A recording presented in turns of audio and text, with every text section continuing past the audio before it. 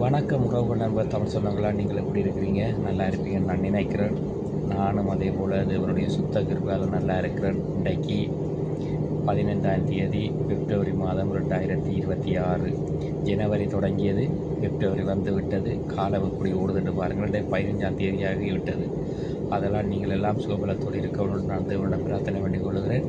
மற்றது, எனக்கு ஒரு தம்பி என்னுடைய ஃபோட்டோவுக்கும் என்னுடைய ஒரு வசனத்துக்கும் ஒரு ஒரு சிறிய ஒரு பதிலை எழுதியிருந்தார்.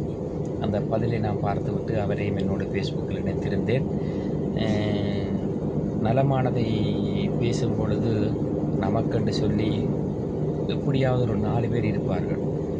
இப்போ நீங்கள் பார்த்தீர்கள் என்று சொன்னால், நானும் காட்டுப்பகுதி அண்டி வாழ்ந்த மனுஷர். பன்னி என்று சொன்னால் உங்களுக்கு காடு தான், உங்களுக்கு தெரியும். எங்களுடைய ஊர் ஒரு போராட்ட காலத்தில் ஒரு முக்கியமான ஒரு முடிவான ஒரு எல்லையோடு இருந்தது. அதனால் நான் இப்போ என்ன சொல்லுகிறேன் என்று கேட்டால், இப்போ நான் சொல்லுவேன் என்று கேட்டால், முயலுக்கெல்லாம் 4 கால் தான் என்று தான் நான் சொல்லுவேன். ஆனால் சிலர் சொல்லுவார்கள், கிடையாது, முயலுக்கு 3 கால், இது நான் சொல்கிறதை நீங்கள் கேட்க வேண்டும் என்று சொல்லுவார்கள். அப்படியானவர்களோடு போய் நின்று கொண்டு விவாதம் பண்ணுவதோ பிரச்சனை பண்ணுவதோ அது நல்லதல்ல. நமக்கு எப்பொழுதும் நாங்கள் சமாதானமாக வாழ்கிறதை கவனமாக பார்த்து கொள்ள வேண்டும். எங்களை கோவப்படுத்துவதற்கென்று சொல்லி ஒரு கூட்டம் ஓடிக்கொண்டே இருக்கும். அந்த கோபத்தில் தாங்கள் எங்கள் கோபத்தில் சந்தோஷம் அடைவதற்கென்றும் ஜனங்கள் ஓடிக்கொண்டிருக்கும். அதனால் இந்த மனிதரோடும் இந்த காலங்களை முரண்படுவதை தவிர்த்து கொள்வது படித்த அறிவுள்ள புத்திசாலியான ஆட்களுக்கு நல்லது. அதுதான் என்னுடைய அறிவுக்கு தெரிந்தது. இன்றைய நாளில் வன்னிமலை துளிகளில் இதை பதிவிடுகிறேன்.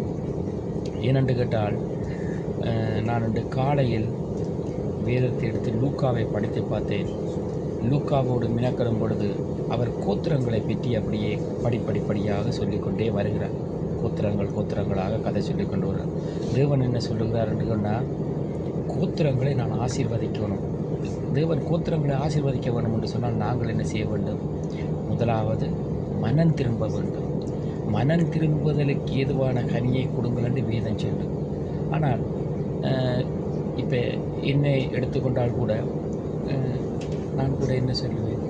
மனம் திரும்புங்கள் என்று சொன்னால், இதற்காக நாங்கள் மனம் திரும்ப வேண்டும்? நாங்கள் தான் சரியாக இருக்கிறோமே, எங்களுக்கு தான் சரியாக எல்லாமே இருக்குது என்று சொல்லி நாங்கள் சொல்லிவிட்டு கடந்து சொல்லிவிடுவோம். ஆனால் தேவன் மனம் திரும்புங்கள் என்றே சொல்லுவோம். ஆவிக்குரிய ஜீவியத்தில் மனம் திரும்புங்கள் என்று வேதம் சொல்லுகிறது. நான் அதிகம் வேதத்தை படிக்கும் பொழுது தேவன் அழகாக சொல்லுகிறார். ஆவிக்குரிய வீதம் என்றால் என்ன? உலகத்தில் தான் நாங்கள் வாழ்கிறோம். வாழும் பொழுது மாமிசத்தோடு தான் எங்களுக்கு போராட்டங்கள் உண்டு. அப்போ போராட்டம் உண்டு சொன்னால் என்ன செய்ய வேண்டும்? அனலும் இல்லாமல் குளிரும் இல்லாமல் வெதுவெதுப்பாக இருக்கக்கூடாதுன்னு சொல்லி வேதம் சொல்லும். அப்போ நாங்கள் ஆராதிக்கும் பொழுது என்ன நடக்கும் என்று கேட்டால், தேவனுடைய மகிமை உள்ள ஆவி எங்கள் மேலே இறங்கி எங்களை பரிசுத்தப்படுத்தும். நாளுக்கு நாள் அதை பரிசுத்தப்படுத்த எங்களுடைய முகத்தில் ஒளி வந்து கொண்டே இருக்கும், வெளிச்சமாக. அப்போ நாங்கள் என்ன செய்வோம்? இருட்டாக இருந்தால் லைட்டை போடுவோம். வெளிச்சம் வந்தவுடன் எங்களுக்கு முகத்தில் மகிழ்ச்சி வந்துவிடும். ஏன்? இருட்டுக்குள் மனிதன் பயப்படுவான், வெளிச்சத்துக்குள் மனிதன் சந்தோஷப்படுவான்.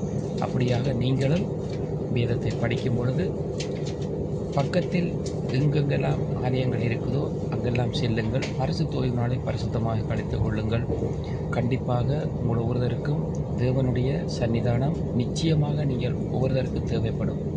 கடவுளுடைய உதவி இல்லாமல் இந்த உலகத்தில் வாழ்வது மிக மிக கடினம். சரி, தேவனுடைய காரியம் அப்படியே கடந்து போகட்டும். வன்னிமலை துளிச்சுட்டி வருவோம். என்னென்று கேட்டால், விடிய வேலை ஒன்று ஒழுங்கு செய்திருந்தனா அந்த வேலையை குறித்து இன்றைய தினம் என்னுடைய முதலாளியோடு நான் பேசியிருந்தேன். எனக்கு விடிய வேலை ஒன்று நான் ஒழுங்கு செய்திருக்கிறேன், நான் போகணும் என்று சொல்லும் பொழுது முதலாளியினுடைய முகம் வேறுபட்டது.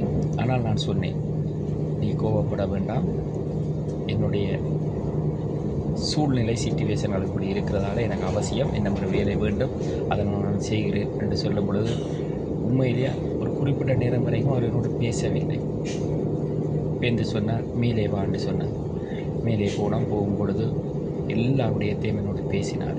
பேசி போட்டு சொன்னார், சரி, நீ சொல்கிறபடியே நான் அதை ஏற்றுக்கொள்ளுகிறேன்.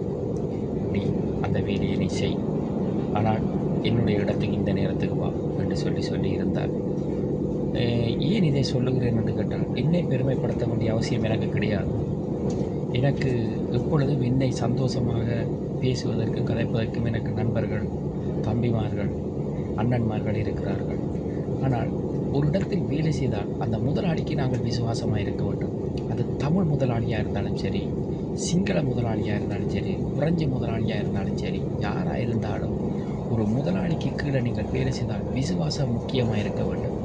தேவனுக்கு எவ்வளவு விசுவாசமாக நாங்கள் இருக்கிறோமோ அதே போல் வேலை இடத்திலும் எங்களுடைய முதலாளியவர்களுக்கும் விசுவாசமாக இருக்க வேண்டும். காரணம் என்னென்னு கேட்டால், அந்த வேலையை வைத்துத்தான் எங்களுடைய வாழ்க்கையை நாங்கள் நிர்ணயிக்கும் பொழுது, அந்த இடத்தில் உண்மையாக இருக்கும் பொழுது தேவன் எங்களை நிறைவாக ஆசீர்வதிப்பார். அப்போ முதலாளி சொல்லிவிட்டு சொன்னார், நீ நல்லபடியாக போ, உள்ள பிரச்சனை இல்லைன்னு சொல்லியிருந்தார். அதே போல் நீங்கள் வேலை இடத்துல உண்மை உள்ளவர்களாயிருங்கள். நீங்கள் இதை பேச வேண்டும், இதை பேசக்கூடாது, உங்களை நீங்களே தீர்மானித்துக் கொள்ளுங்கள்.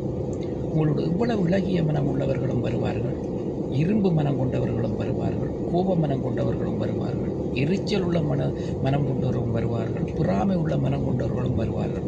ஆனால் நீங்கள் தான் நிதானமாக இருக்க வேண்டும்.